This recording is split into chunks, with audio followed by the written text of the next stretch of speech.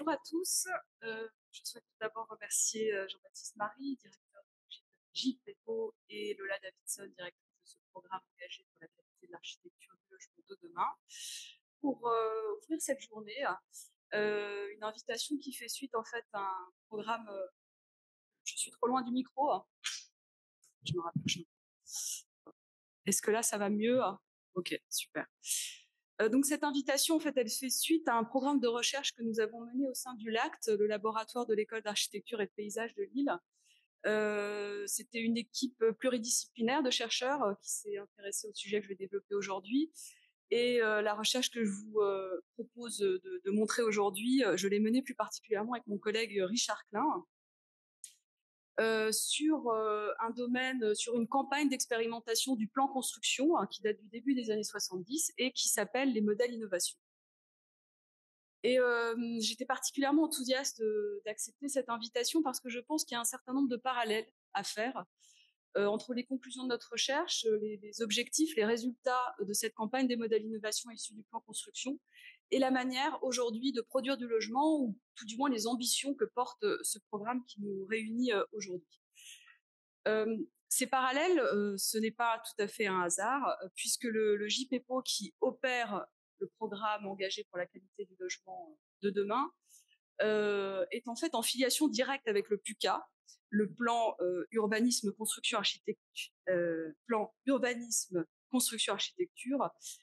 qui est le successeur direct de ce plan construction qui a été créé en 1971 et qui avait pour ambition, je cite une lettre de mission de Chabon-Delmas qu'il a envoyé au premier directeur du plan construction, Paul Delouvrier. Donc ce plan construction avait pour ambition une recherche ordonnée dans toutes les phases et tous les aspects de la construction des logements: conception, réalisation, coût, qualité, environnement et plus généralement cadre de vie. Donc on retrouve bien dans les termes qui sont employés ici finalement un écho avec les problématiques actuelles du logement, même si en réalité, à 50 ans d'intervalle, le contexte politique, le contexte social a largement évolué et les ambitions du plan construction vont aussi démontrer, être les témoins d'une époque et de ses préoccupations. Et c'est ce qu'on va voir dans un premier temps. La manière dont le plan construction et cette campagne des modèles innovation vont se construire en fait en réaction à la politique précédente, celle des grands ensembles. Et puis ensuite, on s'intéressera plus particulièrement aux dispositifs, aux modèles qui vont être proposés par les équipes de concepteurs à travers deux thématiques. La première, c'est celle des innovations techniques. Et la deuxième, ce sera d'examiner finalement les solutions qui sont apportées pour une meilleure qualité architecturale, urbaine et paysagère. Et puis, on reviendra enfin sur la réception de ces modèles innovation, leur actualité, pour essayer d'ouvrir quelques pistes dans la production actuelle du logement. Alors, pour comprendre la mise en place de cette politique du logement du plan construction, il faut revenir en fait au contexte après la Seconde Guerre mondiale. Ce contexte que vous connaissez probablement, c'est celui d'une construction de masse, rapide, économique, de logements collectifs, qui doit en fait répondre aux effets combinés à la fois d'une crise du logement ancienne, mais aussi du baby-boom, puisque seulement en 8 années, entre 1950 et 1958, la population française va être augmentée de 4 millions d'habitants. Et c'est ainsi que la politique du logement a pour ambition, à partir de 1958, de construire 300 000 logements par an. C'est ce qui peut être illustré ici par ce qui, à l'époque, a été dénommé la plus longue barre d'Europe, qui est ce bâtiment du Cèdre Bleu au haut du Lièvre, construit par Bernard Zerfus et qui montre bien l'ampleur des chantiers qui sont alors mis en œuvre. Mais cette solution, en fait, qui est apportée par la politique du logement en France pour loger le plus grand nombre rapidement, qui va notamment aussi se concrétiser par l'adoption d'un décret sur les zones à urbaniser en priorité, les ZUP, tel qu'on connaît bien cet acronyme aujourd'hui, eh bien, elle va être soumise rapidement à la critique, qu'on va lire sous différentes formes, qu'on peut lire aussi jusque dans la culture populaire, avec cet ouvrage d'Henri Kubnik, qui est illustré par des dessins de Roland Cuvelier, où on voit bien que la femme de ménage va passer la semaine à nettoyer la cage d'escalier, et qui dénonce en fait à la fois l'échelle démesurée de ces grands ensembles, mais aussi leur répétitivité. Et c'est par rapport à cette critique-là que va se construire, dès la fin des années 60, une nouvelle politique avec plusieurs décrets, plusieurs circulaires qui vont essayer de marquer un tournant dans la production du logement. Et peut-être que la circulaire la plus emblématique est celle de 1973, la circulaire Guichard, qui va justement limiter la taille de ces opérations de logement. Et quand on examine en fait les discours institutionnels, il y a une doctrine en fait qui revient à ce moment-là, c'est la doctrine de l'innovation, qui est d'ailleurs encore présente aujourd'hui dans les discours sur la production du logement.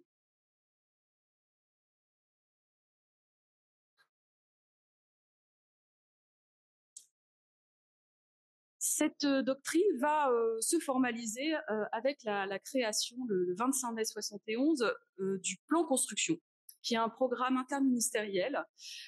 qui vise à stimuler la recherche, l'expérimentation dans la construction et plus particulièrement dans le domaine de l'habitat,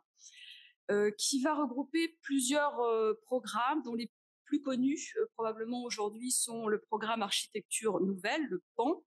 et les réalisations expérimentales plus connues sous l'acronyme des REX. Mais il existe aussi ces modèles innovation qui sont probablement finalement la campagne, je dirais, la plus pragmatique qui est mise en œuvre par le plan construction, puisqu'en fait, elle poursuit une politique des modèles qui était déjà en œuvre précédemment et qui va permettre en fait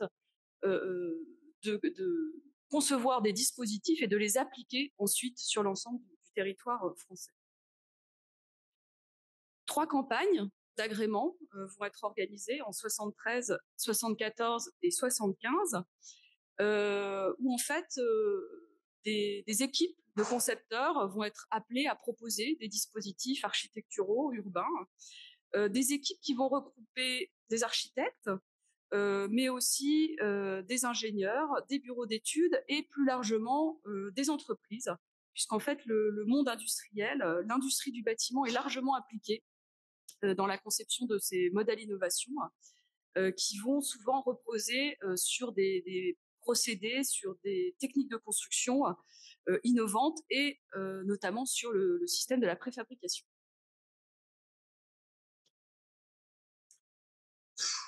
Suite à ces 3 campagnes de concours, 31 modèles vont être agréés, dont vous voyez ici les plaquettes de présentation des procédés, qui sont une source très intéressante pour la recherche et pour la connaissance de ces modèles, avec des propositions qui peuvent être élaborées à la fois à partir de recherches tout à fait inédites, mais aussi qui peuvent formaliser en fait des expérimentations plus anciennes, à l'image par exemple du procédé GEAU, pardon. Vous voyez ma flèche? Voilà, ici on voit la couverture ici, qui est conçu par Marcel Lotz, Paul Despont et Henri Beauclerc, et qui viennent de terminer en fait récemment le projet de la Grand Mare à Rouen.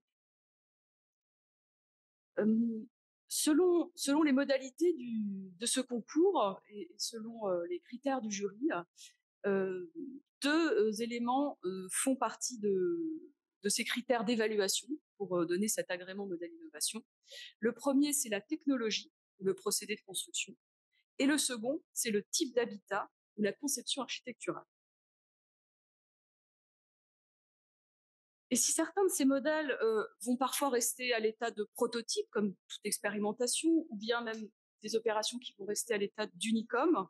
eh bien en réalité, la plupart de ces modèles vont largement dépasser le stade expérimental. Ici, on voit une carte de l'implantation des différents modèles qui a été réalisée au tout début de la campagne et qui a en réalité fortement évolué au cours de la décennie. Et on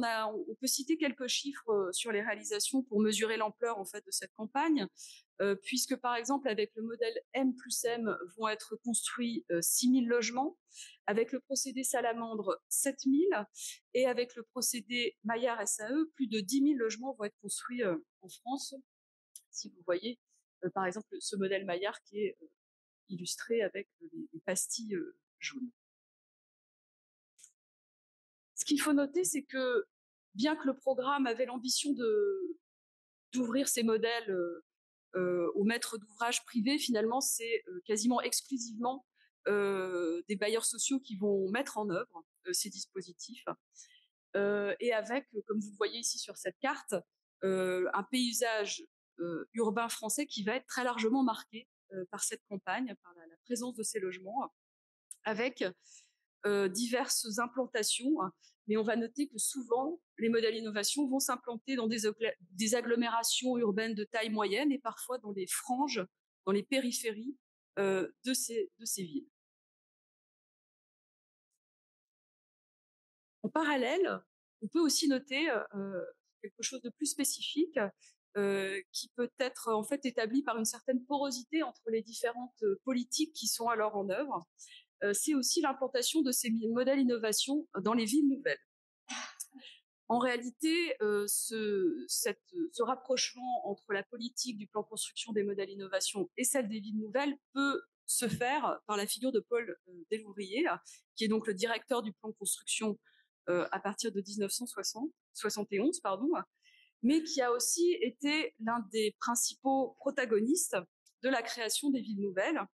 lorsqu'il a élaboré en 1965 le schéma directeur d'aménagement et d'urbanisme de la région de Paris. Et donc, ces villes nouvelles vont quasiment systématiquement mettre en œuvre les modèles innovation. On peut noter par exemple qu'à Villeneuve-d'Ascq, qui est dont l'établissement public a été le premier à être créé en 67, 8 opérations issues des modèles innovation vont être mises en œuvre à partir de 6 modèles différents. Ces opérations, elles vont donc être mises en œuvre tout au long des années 70 et même jusqu'au début des années 80 et vont constituer un petit peu les dernières manifestations du modernisme, puisqu'il se situe à une période de tournant qui va annoncer en fait une nouvelle ère, celle du postmodernisme. Et elle réside encore dans l'idée, dans la doctrine que la technique va permettre des changements non seulement formels, mais aussi des changements sociaux, ce qu'on va voir à travers les propositions de différentes équipes.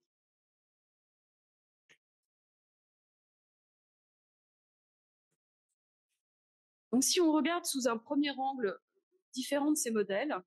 on peut déjà regarder la question de l'innovation technique, puisqu'elle est réellement au cœur des propositions des équipes. Ces modèles vont souvent reposer sur des procédés de construction qui impliquent très fréquemment la préfabrication, la conception d'éléments standards et qui vont permettre en fait une grande variété de constructions à partir de la question de l'industrialisation. Et ce modèle, qui fait partie des 31 modèles agréés, ce modèle compo-sec, repose justement sur ce principe de l'industrialisation, mais plus particulièrement d'un assemblage à sec, le nom de compo-sec, de pièces préfabriquées de, de petites dimensions. Comme le disait l'un de ses architectes, Francis Gossel, c'est un système de préfabrication très lourde. D'ailleurs, il était assez critique a posteriori sur sa proposition, même si en réalité, quand on regarde les opérations qui sont issues de ces modèles, elles se démarquent quand même, elles se distinguent assez fortement de la production, je dirais, courante des logements de la période. Et puis, on voit aussi, à travers cette planche qui extrait donc des plaquettes de présentation,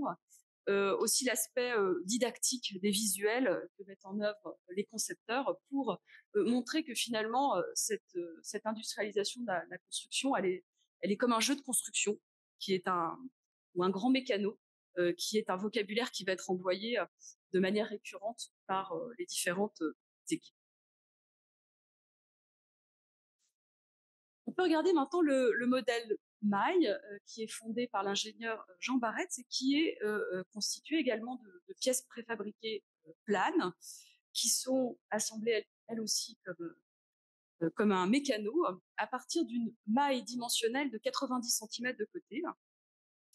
Et ce procédé maille a pour particularité de se fonder sur une préfabrication qu'on appelle foraine, c'est-à-dire qui sont réalisées sur le site, mais où l'unité de fabrication en fait est conçue exclusivement pour le chantier. Et en fait, c'est un moyen de s'adapter à des investissements, à des entreprises de taille plus restreinte, de taille moyenne, par rapport à une production en usine, tel que le proposaient, par exemple, des procédés qui ont été largement employés après la Seconde Guerre mondiale, comme les procédés Camus ou même les procédés Cognet, entreprises qui par ailleurs participent aussi bien à la politique des bons ensembles que à celle des modèles innovation. Jean Barretz, donc le fondateur de la COFEPA, et qui a réalisé, qui a proposé ce modèle, est l'auteur, avant même la campagne du plan construction, de plusieurs systèmes de préfabrication lourde. Et au moment du lancement de cette campagne des modèles innovation, il y a près de 50 000 logements qui ont été réalisés à partir de ces brevets. Donc c'est quelqu'un qui n'est pas du tout inconnu dans ce domaine et qui a à cœur d'en appeler à la participation des architectes. Il est ingénieur, mais il a à cœur de proposer une collaboration entre ingénieurs et architectes et aussi les entreprises. Et lui-même, il va travailler avec Marcel Breuer, en particulier pour la station de ski à Flaine, mais aussi pour des opérations de logement à Bayonne, sur des panneaux de béton préfabriqués à partir des dispositifs brevetés de sa compagnie. Il va prôner également ce qu'on appelle l'industrialisation ouverte, qui a pour objectif en fait de créer une industrie dont les composants préfabriqués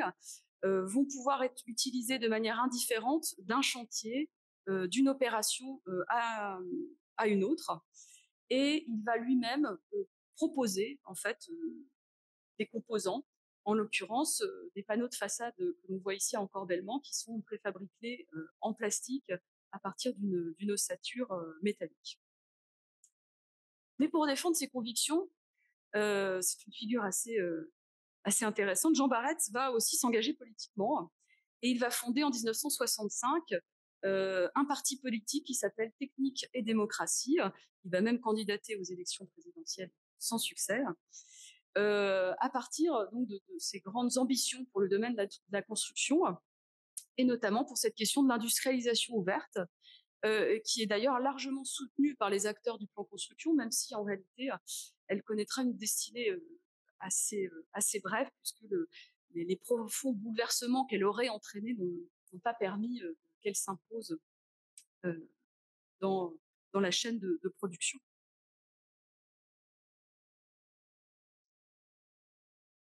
Un autre procédé de préfabrication est proposé lui aussi dès 1965, donc avant le début de la campagne des modèles innovation, par la Société industrielle et commerciale des charbonnages, la SICA, qui en fait regroupe les différentes houillères des bassins du Nord-Pas-de-Calais, de la Lorraine et du centre-midi, puisqu'en réalité, elles sont en train de connaître, ces houillères, un déclin de l'extraction charbonnière. Et la SICA en particulier va chercher à reconvertir son industrie et va se tourner vers le domaine du logement. La SICA, mettre au point un système de préfabrication qu'elle va appeler le procédé Sigma et qui va, pour cela, s'appuyer en fait sur des expériences, sur des systèmes qui sont élaborés à l'étranger, en particulier en Grande-Bretagne, aux États-Unis et plus particulièrement au Danemark, à partir d'un procédé Combox dont elle va fortement s'inspirer. Et la SICA est en fait à la recherche d'une productivité maximale. En quelques années, entre 69 et 71, elle va mettre en œuvre 3 usines de préfabrication qui vont permettre de réaliser plus de 1500 logements par an au total, avec des délais de fabrication et de construction qui sont réduits entre le début de la fabrication et la réalisation de l'opération, 8 mois s'écoulent, et pour le montage uniquement d'un chantier, d'une opération d'une quinzaine de logements, seulement 4 jours sont nécessaires pour monter ces logements. Ce procédé, il repose sur la fabrication complète en usine, sur le modèle des chaînes de montage automobiles, avec des cellules qui sont constituées de coques en béton, réalisées entièrement en usine, avec les blocs techniques, avec les escaliers, avec l'ensemble de l'équipement nécessaire qui est mis sur une seconde chaîne de montage, l'électricité, le chauffage, même les revêtements de sol, une couche de pré-peinture. À partir de dimensions de cellules qui sont uniques, de 2,70 m par 5,56 m, qui correspond en fait à la capacité de transporter des cellules par rapport au gabarit routier, par rapport aux dimensions des camions qui vont permettre d'exporter ces cellules sur le chantier. Et puis avec cette dimension d'une proportion de 1/2 qui va aussi permettre des jeux d'assemblage beaucoup plus facilement. Ces cellules sont ensuite donc assemblées sur le chantier à l'aide d'une grue, et chaque module en fait est autoportant sur ces 4 angles et va permettre en fait d'élever des petits immeubles jusqu'à 5 niveaux sans avoir la nécessité d'avoir des panneaux plus épais. Donc, on a quand même des dimensions qui sont plus restreintes, mais qui permettent d'avoir un système extrêmement rationnel et extrêmement efficace en termes de production.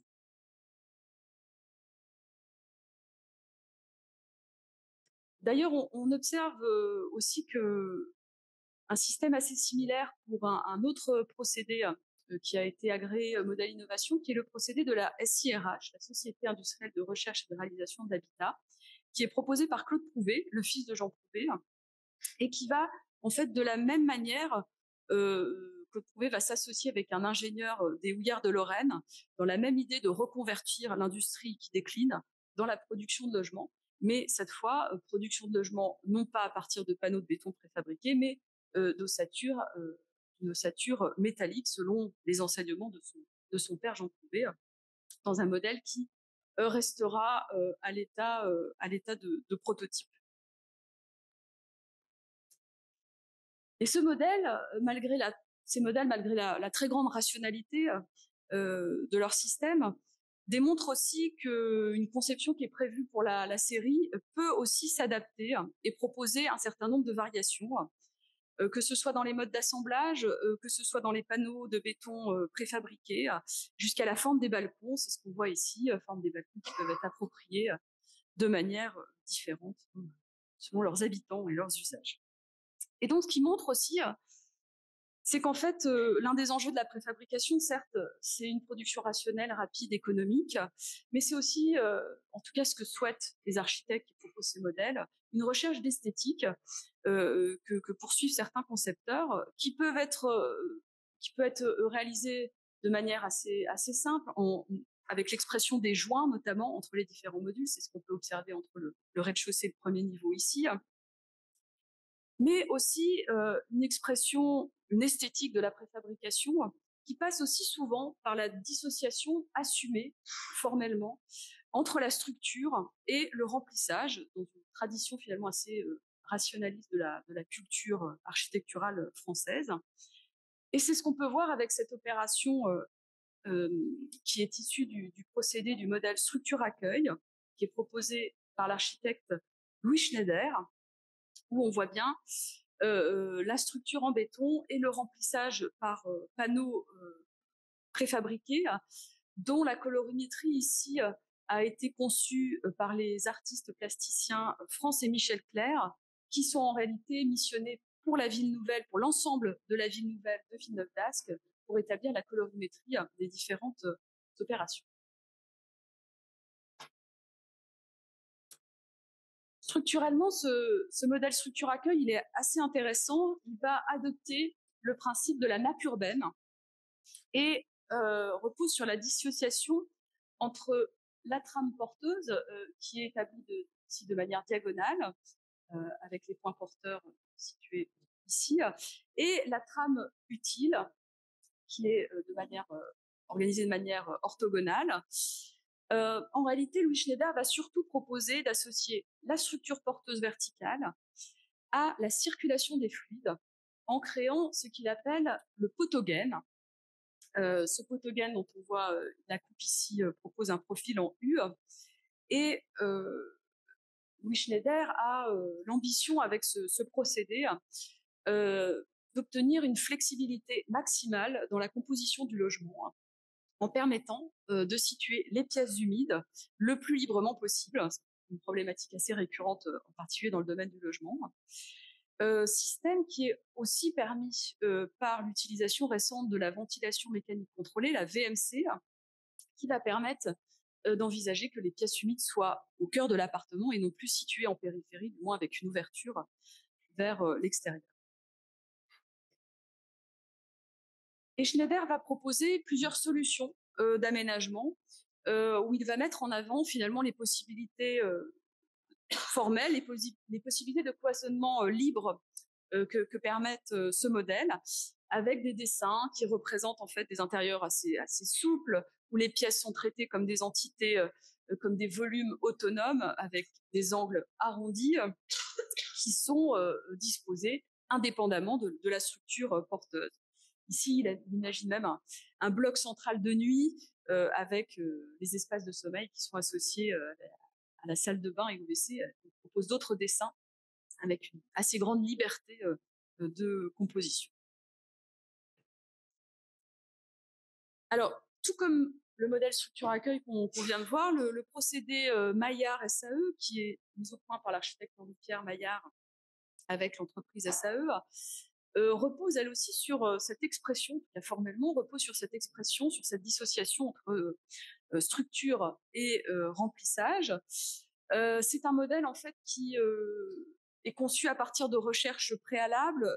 qui ont été mises en œuvre dans une opération à Toulouse par Henri-Pierre Maillard et Paul Ducamp,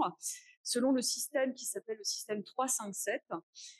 parce qu'elle va proposer en fait une juxtaposition de trois trames pour l'habitat, pour les équipements et pour les parkings. Et en réalité,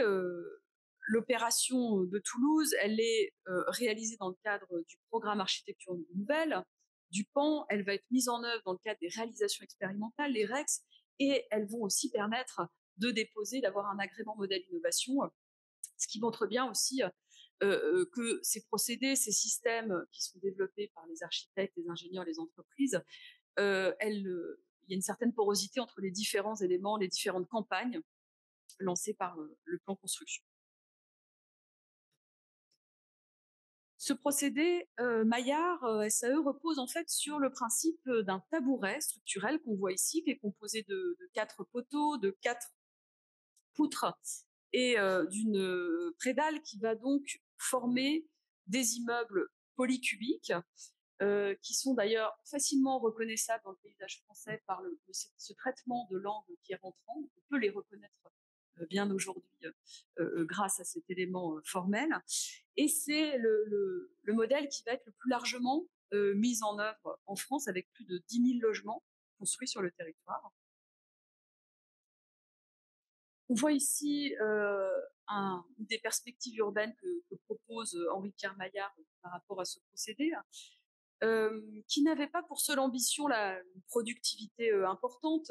mais Henri-Pierre Maillard voyait aussi dans ce système développé un moyen d'émancipation pour les habitants qui devaient se libérer finalement de la ville traditionnelle, avec aussi une implication de l'architecte plus importante dans la chaîne de production du logement et de la construction de manière plus générale. Et cette perspective peut nous permettre de faire la transition finalement entre cette attention qu'ont les concepteurs des modèles d'innovation sur la question de la technique, sur l'innovation constructive, et le deuxième point que l'on va aborder, qui est cette recherche aussi d'une meilleure qualité architecturale, urbaine et paysagère. En réalité, c'est réalisations issues des campagnes d'agrément modèle innovation sont souvent associées aux architectures que l'on appelle proliférantes et qui s'inscrivent plus largement dans un contexte, dans un climat de recherche internationale, dont on peut citer des réalisations emblématiques qui vont être publiées largement dans la presse professionnelle de l'époque, sur lesquelles vont s'appuyer les concepteurs lorsqu'ils évoquent leur système. En l'occurrence, la réalisation Habitat 67, qui est réalisée par Moshe Safdie dans le cadre de l'exposition internationale à Montréal, ou bien la Nagakin Capsule Tower de Kisho Kurakawa à Tokyo, dont les capsules métalliques viennent se greffer sur ces tours en béton armé. Et donc les espaces urbains des modèles innovation vont se caractériser par cette articulation tridimensionnelle des volumes, par un assemblage par module des logements, par l'étude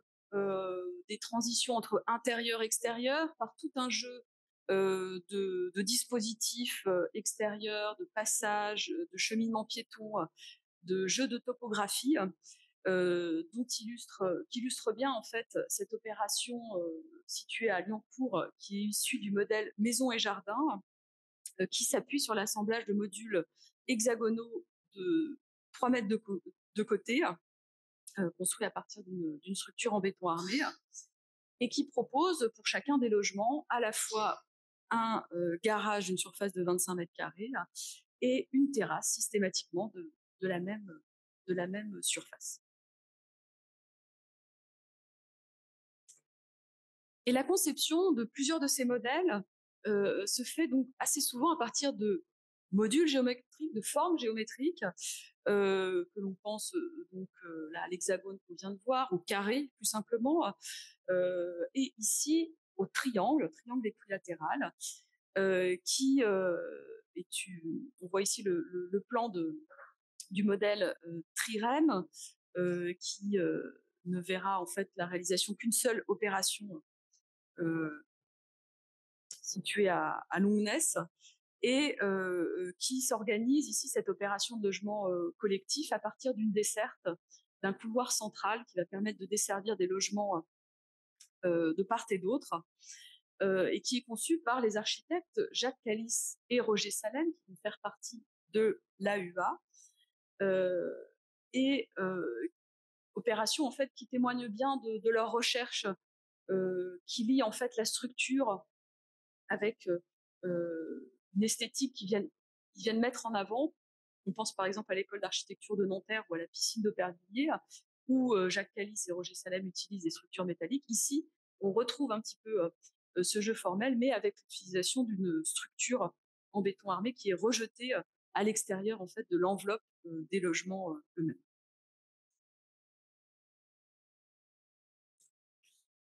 Le modèle Salamandre est aussi le témoin de ces recherches sur l'espace urbain, puisqu'on voit bien qu'ici, le logo qui a été choisi par l'équipe de concepteurs de la Salamandre, le déhanchement de l'animal fait écho en fait à l'espace extérieur, à la rue qui vient desservir les logements. En fait, les architectes font référence aux voies piétonnes anciennes, en mettant en place des dispositifs de rues, de placettes, de venelles, pour créer un espace collectif extérieur qui va pouvoir être approprié par les usagers. Et l'équipe de concepteurs va aussi proposer un certain nombre d'équipements de mobilier urbain pour venir ponctuer ces espaces avec des kiosques, avec des auvents. Ici, on voit des bancs alvéoles, avec une circulation piétonne qui est permise aussi très souvent par la mise en place de parkings souterrains, par des dalles de parking, mais aussi la création d'équipements intérieurs, avec toujours caractéristiques de ces années 70, des formes libres qui sont imaginées, des placards mobiles en contreplaqué moulé, des mobiliers de salle de bain en résine, par exemple, dans aussi une plastique qui est assez propre à André Woginski, qui est l'un des concepteurs de ce modèle salamandre, en équipe avec Atelier Sud, où on retrouve un peu son vocabulaire plastique. Il a été proche collaborateur de Le Corbusier, a notamment participé au chantier des unités d'habitation. On retrouve par exemple dans la façade de la loggia l'utilisation des menuiseries noires, des vitrages fixes, mais aussi une ouverture, une porte colorée de manière pleine. Donc, tout ça, c'est des éléments qu'on va retrouver dans les opérations de logements sociaux du modèle Salamon. Et si, par rapport aux espaces intérieurs, à la conception de ces espaces intérieurs, on retrouve une idée qui est très fréquente chez les concepteurs des modèles innovation. C'est une réflexion quasiment systématique sur l'espace flexible et l'espace polyfonctionnel. Et c'est probablement ce modèle polyvalence qui l'illustre le mieux, parce que le nom même qui a été choisi pour ce modèle polyvalence montre bien l'importance de cette question dans l'élaboration de ces systèmes. Et son architecte, Alain Gillot, va placer en fait au cœur du procédé une pièce qu'il appelle une pièce joker, tout simplement parce que c'est une pièce qui n'a pas de fonction appropriée et que l'usager va pouvoir définir lui-même comme une salle de jeu, comme un bureau ou tout autre espace dont il a le besoin. D'ailleurs, la question de la superficie, la question des surfaces intérieures comme des surfaces extérieures privatives est aussi au centre des questionnements des architectes, même si ils ont la contrainte pour le logement social de s'inscrire dans les coûts et dans les taux de ce logement social, mais les surfaces aussi des extérieurs privatifs sont très importants dans les réflexions des concepteurs. Pour finir cette présentation de quelques-uns de ces modèles innovation, je vais vous présenter le modèle Maison Gradin Jardin parce que c'est probablement le plus emblématique, le plus représentatif de cette campagne, notamment par ses caractéristiques formelles, celui d'un habitat étagé qui vient briser en fait ce qui était à l'origine les ambitions de ce plan construction et de cette campagne des modèles innovation, c'est briser la monotonie des tours et des barres des grands ensembles. Et c'est un modèle qui a aussi été largement appliqué sur l'ensemble du territoire français, qui est issu de recherches préalables par ces architectes Michel Andreau et Pierre Parra, qui avaient pour objectif de regrouper les vertus de la maison individuelle dans du logement collectif et notamment dans les prix du logement social. Et ce modèle, il est important parce qu'il a aussi permis de participer à la définition d'un habitat que l'on appelle l'habitat, le logement intermédiaire. Logement intermédiaire qui va prendre son essor à cette époque et qui est défini selon une circulaire de manière très précise avec trois points. Une circulaire de la direction de la construction du 9 août 1974 qui définit ce logement intermédiaire à partir de 3 critères qui sont un accès individuel au logement, un espace extérieur privatif qui va en fait correspondre à minima au quart de la surface du logement, et troisième point, une hauteur maximale de l'opération de R+3. Le principe de ce modèle,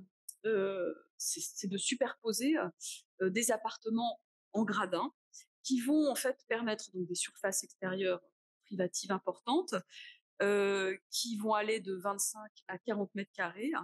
et qui vont être conçus par les architectes pour préserver l'intimité d'un appartement à l'autre avec ce dispositif qui est aussi emblématique de ces années 70, de la jardinière en béton qui va imposer un recul de l'habitant sur l'appartement qui est situé au niveau inférieur. Et dans ce principe général des maisons gradin-jardin, il y a donc un accès à l'appartement à partir des terrasses, et notamment à partir de ces escaliers en béton qui d'ailleurs participent très grandement à l'aspect formel des opérations maison gradin-jardin. Mais il y a aussi un second accès qui s'opère par les parkings, puisqu'en réalité, dans le principe de base de ce modèle, les parkings se situent à l'intérieur de l'opération et vont permettre de dégager des espaces piétons immédiatement à l'extérieur, encore, je dirais, revaloriser aussi ces espaces végétalisés, et dissocier un petit peu voilà, les circulations automobiles des circulations piétonnes. Ce modèle va être mis en œuvre dans énormément de variations différentes. C'est-à-dire là, on observe le principe de base en coupe. Donc, on va avoir des opérations qui vont s'organiser de manière linéaire. Donc, en fait, en juxtaposant des trames qui vont être légèrement décalées selon la situation urbaine. Mais on va avoir aussi des déclinaisons sous la forme des pyramides. C'est l'image qu'on a vue précédemment et qui m'a servi d'illustration pour ouvrir cette conférence. Aussi des opérations avec des toitures monopentes, ici le principe de base sur une toiture plate, et aussi des opérations d'une densité beaucoup plus importante qui peuvent aller jusqu'à 9 étages.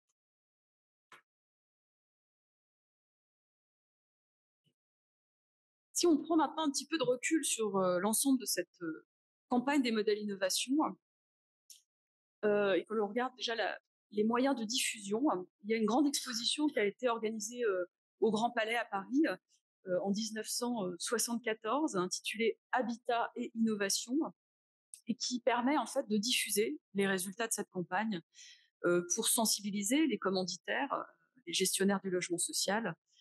à ces dispositifs dont ils peuvent se saisir pour lancer des opérations.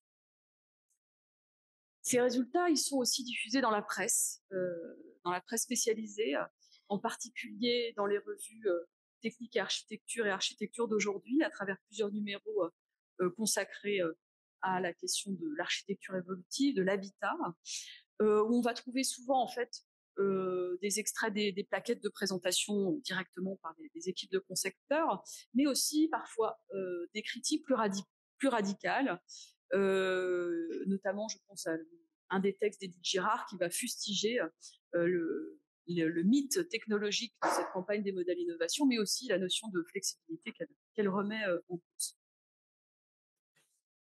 Et c'est peut-être avec cette double page de Jean-Marc Rézère qui est parue dans Charlie Hebdo au même moment que l'exposition qu'on peut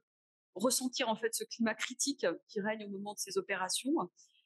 puisque Rézère en fait relate le parcours d'un visiteur au sein de cette exposition qui s'attarde sur les différentes opérations de logement avec leurs formes géométriques, les cubes, les hexagones, et qui va s'exclamer en fait à la fin de son parcours, finalement qu'il n'a envie que d'une seule chose, c'est de 4 murs et d'un toit. Et on voit bien en fait que Rézère en fait ici dénonce à la fois les bienfaits supposés de l'industrialisation de la construction, mais aussi finalement une certaine simplicité dans la juxtaposition de ces architectures, souvent effectivement basées sur des formes géométriques. En réalité, les études postérieures permettent de situer bien plus positivement les apports du plan construction et de cette campagne des modèles innovation, que l'on pense aux analyses de Christian Mollet, de Joseph Abraham et Daniel Gross, ou de Gérard Monnier. Elles mettent en avant les effets positifs de cette recherche qualitative et pas seulement quantitative, puisque cette campagne en fait a permis de consacrer le logement intermédiaire, comme je le disais, mais de permettre de diversifier les logements, d'améliorer leur flexibilité, d'offrir des prestations qui vont rapprocher le logement social des prestations de maisons individuelles. Et pour conclure, on peut en fait essayer de tirer quelques enseignements finalement de cette politique pour la production actuelle du logement. Tout d'abord, force est de constater que les modèles innovation font actuellement l'objet d'un manque de considération de la part des gestionnaires qui vont les traiter de manière le plus souvent strictement utilitaire. Lors de notre recherche, plusieurs modèles ont été, le temps de notre recherche, plusieurs modèles ont été détruits. Les modèles innovation n'ont pas échappé aux vagues de requalification successives, les mêmes d'ailleurs qui ont touché les opérations des grands ensembles, avec parfois des modèles, comme ici on le voit avec l'un des modèles structure accueil, qui a subi deux phases successives de rénovation, qui ne permettent plus de lire finalement les qualités originelles de l'édifice, cette volonté de contraste entre structure et remplissage, la polychromie qui avait fait l'objet d'une attention de la part des pouvoirs publics. Et il y a un véritable enjeu à sensibiliser, à faire l'histoire de ces opérations, à la diffuser auprès des bailleurs pour qu'ils puissent pérenniser leur patrimoine de manière éclairée, en connaissant, en ayant tous les éléments pour connaître les qualités d'origine de ces architectures. De manière très pragmatique, finalement aussi, l'examen de ces modèles innovation nous montre que plusieurs dispositifs, qu'ils soient du plus simple au plus élaboré, peuvent être réemployés aujourd'hui, peuvent être réinterrogés de manière contemporaine, que l'on pense par exemple au Photogène de Schneider. Je crois qu'il y a une opération d'ailleurs à Lille qui fait partie de ce programme qui réfléchit aussi à cette question de la circulation des fluides et de la flexibilité, ou aux dispositifs dans la conception architecturale, des dispositifs d'intimité des terrasses élaborés par Andro et Para, qui en fait fonctionnent encore très bien aujourd'hui. Et puis, concernant la politique des modèles, à travers ces opérations réalisées à partir des modèles innovation, eh bien, on a fait le constat, qui était finalement assez étonnant, parce que ce n'était pas notre présupposé de départ, qu'il n'existe pas en fait de lien évident entre les modèles tels qu'ils sont proposés dans les campagnes de concours, les modèles théoriques, et les opérations et la qualité des opérations qui en découlent. En fait, il y a vraiment une multiplicité de situations, selon les circonstances de la commande, selon la configuration urbaine, selon aussi l'attention des acteurs locaux. Et il y a certains modèles qui semblent être très prometteurs et qui en réalité vont être exploités, ne vont pas être exploités à la hauteur finalement de leur intérêt. Et à l'inverse, des procédés qui semblaient finalement très prosaïques vont être saisis par des équipes d'architectes d'opération dans, dans une grande qualité architecturale et urbaine. Et c'est le cas en particulier de ce modèle maille que je vous ai présenté, le modèle à partir de la trame de 90 cm de côté proposé par Jean Barretz, qui va être mis en œuvre de manière assez exceptionnelle dans cette opération à Arques, qui est réalisée par deux autres membres de l'AUA, Georges Loiseau et Jean Tribel, qui est d'ailleurs désormais aujourd'hui inscrite au titre des monuments historiques. Et les architectes en fait, vont se saisir de cette maille de 90 cm de côté pour proposer une déclinaison de bâtiments aux dimensions variées, qui sont organisés autour de places de circulation piétonne, dans lequel les transitions entre l'espace public et l'espace privé sont soignées, avec aussi l'utilisation de cette maille de 90 cm de côté comme motif ornemental, puisqu'ils vont utiliser des fonds de coffrage avec différents matériaux et le motif du carré qui va être décliné sous plusieurs dimensions dans cette opération. Et donc ce constat d'une absence en fait de lien systématique entre le procédé agréé et la mise en œuvre des opérations nous interroge en fait sur les moyens de reproductibilité dans une politique des modèles. Et en ce sens, il me semble que le programme engagé pour la qualité du logement de demain propose en fait de manière assez pertinente une question qui a été assez peu abordée dans cette politique des modèles innovation, même si certains concepteurs l'ont abordée, celle d'une nécessaire évolution, alors pas seulement dans la conception architecturale, mais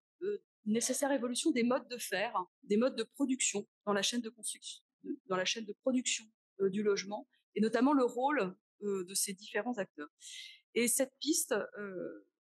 pour être tout à fait, je pense, pertinente pour mettre en place une nouvelle politique des modèles de production du logement aujourd'hui. Je vous remercie pour votre attention et je vous invite, si vous souhaitez poursuivre la connaissance de ces modèles innovation, à consulter l'ouvrage que nous avons sorti il y a quelques mois avec mon collègue aux éditions du Patrimoine. Je vous remercie.